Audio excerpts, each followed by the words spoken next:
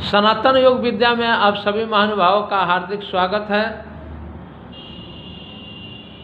मानव के उत्तम जीवन यापन के लिए, सुख और शांति के लिए, निरोग रहने के लिए कुछ महत्वपूर्ण पहलुओं का अध्ययन आवश्यक होता है। इसी विषय को ध्यान में रख करके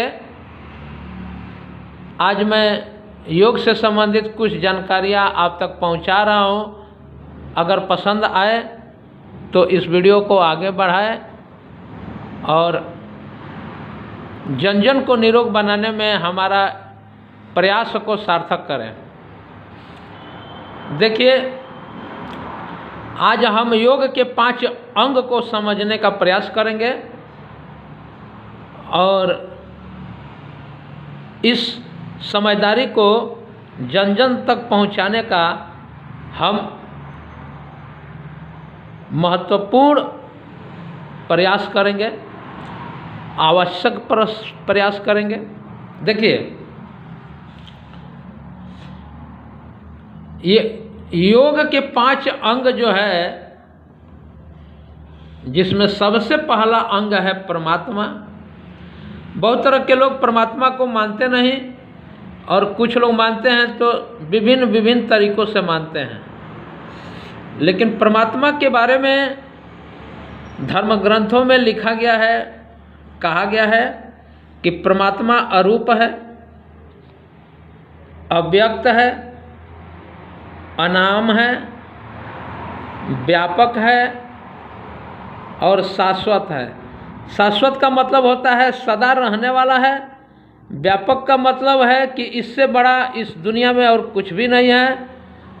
अनाम का मतलब है कि उसका कोई नाम नहीं है। अव्यक्त का मतलब है कि उसके बारे में कुछ भी कहा नहीं जा सकता है। अरूप का मतलब है कि उसका कोई रूप नहीं है। ये परमात्मा के बारे में ये जो महत्वपूर्ण चीज़ लिखा गया है, इसको कृपया ध्यान से पढ़ लें। अब आइए, कुछ लोग प्रकृति को ही गूढ़ रहस्य समझते हैं। प्राकृतिक व्यवस्था में धरती, चांद, सितारे, ब्रह्मांड में तरह तरह के ग्रह, नक्षत्र, आकाशमंडल, आकाशगंगा, सौर्यमंडल, तारामंडल, मंदाकिनी, आकाश में प्राकृतिक व्यवस्था में इस धरती के नीचे, धरती पर बहुत तरह की अकथ व्यवस्था है, जिसका अध्ययन करते करते हम थक जाएंगे लेकिन पार नहीं पाएंगे। आज का विज्ञान केवल चांद और मंगल तक पहुंचने का प्रयास किया है। 300 बरस लग गया है और अभी तक ये विज्ञान पूर्ण रूप से न तो धरती का खोज कर पाया है, न तो ब्रह्मांड का खोज कर पाया है। अब प्रकृति में देखिए, धरती, जल, अग्नि, वायु, आकाश। बहुत सारे लोग कहते हैं कि ये आकाश और धरती एक नहीं हो सकता, लेकिन जब आप धरती में खड्डा खोदेंगे तो वहाँ आकाश ही आएगा। और आज के वैज्ञानिकों ने बताया है कि इस आकाश में अनगिनत धरती का अस्तित्व है, जिसका गिनती नहीं किया जा सकता है कि इस ब्रह्मांड में धरती कितना है। अब तीसरी स्थिति में पदार्थ। देखिए, पदार्थ ठोस में जो दिखाई देता है, यही प्राकृतिक नियम से द्रव हो जाता है और यही गैस में बन करके आकाश में विलीन हो जाता है। तो अभी तक पदार्थ के बारे में भी बहुत तरह की जानकारियाँ अभी शेष बाकी है, लेकिन ये सब हमारे जीवन से संबंध रखते हैं। हमारा जीवन इन सब का महायोग है।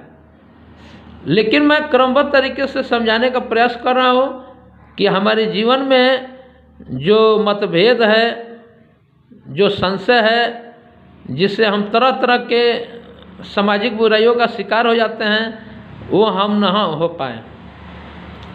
अब प्राणी के बारे में 84 लाख प्राणी ऐसे बताया जाता है, लेकिन प्राणी 4 ही प्रकार का होता है। स्थावर जिसको पेड़ पौधा कहते हैं, जंगम जो कीड़े मकोड़े होते हैं, अंडज जो अंडा देने वाले जीव हैं, और पिंडज जो बच्चा देने वाला जीव है। तो प्राणी में अनगिनत प्राणियों में से मनुष्य एक उत्तम प्राणी है, और मनुष्य अपने आप के बारे में बहुत कुछ नहीं जानता है कि मनुष्य वास्तव में क्या है। ये प्राकृतिक परमात्मा पदार्थ, प्राणी और ये अणु, इन पांचों का महायोग हमारा जीवन है। मनुष्य जो हम आकांक्षा करते हैं, तो मनुष्य जिन पहलुओं का अध्ययन किया रहता है उसका वो व्याख्या सुनाता है।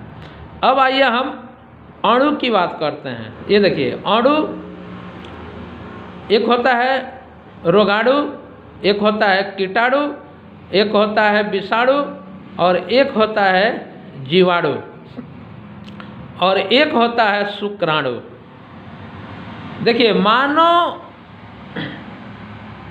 जीवन का जो रचना है, मानव एक पिंडज प्राणी है।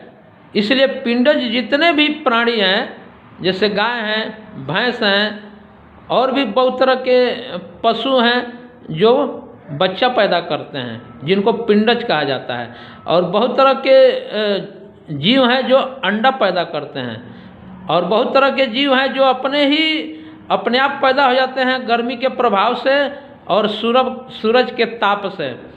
और स्थावर भी हैं जो बहुत तरह के पेड़ पौधे अपने आप जमते हैं और अपने आप नष्ट हो जाते हैं। तो बनना और बिगड़ना इस सृष्टि का एक महत्वपूर्ण पहलू है। अब आइए हम थोड़ा विषाणु पे प्रकाश डाल दें, क्योंकि इस समय विषाणु युग चालू है। बहुत सारे लोग कहते हैं कि कलयुग चल रहा है, लेकिन मैं जो अध्ययन किया हूँ उस अध्ययन के आधार पे मैं बता रहा हूँ कि जब पाषाण युग शुरू हुआ तो कलयुग खत्म हो गया। पाषाण युग में पत्थरों का बहुत बड़ा महत्व था, और पत्थरों से बहुत तरह के लोगों ने व्यापार करके बहुत सुखमय जिंदगी जिया है। उसके बाद लौह युग आया, उसके बाद स्वर्ण युग आया, उसके बाद रासायनिक युग आया, अब आ गया है विषाणु युग।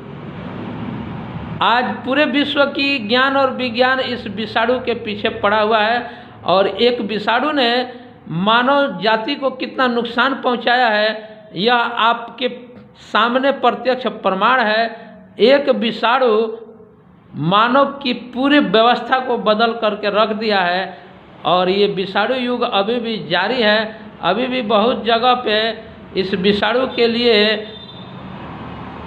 वैज्ञानिक अपने खोज में लगे हैं, सरकार अपने बचाव में लगा है, अपने सुरक्षा में लगा है, और अपने जुगाड़ में भी लगा है। तो अभी मैं विषाणु युग कहूँगा। वर्तमान समय जो है विषाणु युग चल रहा है, और ये समय बदलते रहता है। समय का भी जानकारी मैं दूंगा, एक एक पहलुओं की मैं जानकारी दूंगा जो मैं धर्म ग्रंथों से अध्ययन किया हूँ, और गुरु शिष्य परंपरा से जो मैं साधना करके जो मैं विषय और जिन पहलुओं का अध्ययन किया हूँ वो मैं आप तक पहुँचाते रहूँगा, जिससे आपको आपके जीवन में सुख और शांति प्राप्त हो सके। तो हमारा अगला वीडियो ये शुक्राणु के ऊपर होगा, और हमारा वीडियो पसंद आए तो इसको लाइक कीजिए, कमेंट्स कीजिए, शेयर कीजिए। और स्वास्थ्य से संबंधित और शिक्षा से संबंधित अगर आपको कोई जानकारी चाहिए तो आप हमारे YouTube चैनल पर जा कर के सनातन योग विद्या में कमेंट्स करके अपना नंबर दे सकते हैं, और हमसे अपने जीवन से संबंधित किसी भी पहलुओं पे आप वार्तालाप कर सकते हैं। मैं योग गुरु राजेश कुमार बाबतपुर वाराणसी से ये वीडियो बना के आपको भेज रहा हूँ, ताकि मानव जीवन में सुख शांति और उत्तम स्वास्थ्य प्राप्त हो। इसी शुभकामना के साथ ओम तत्सत।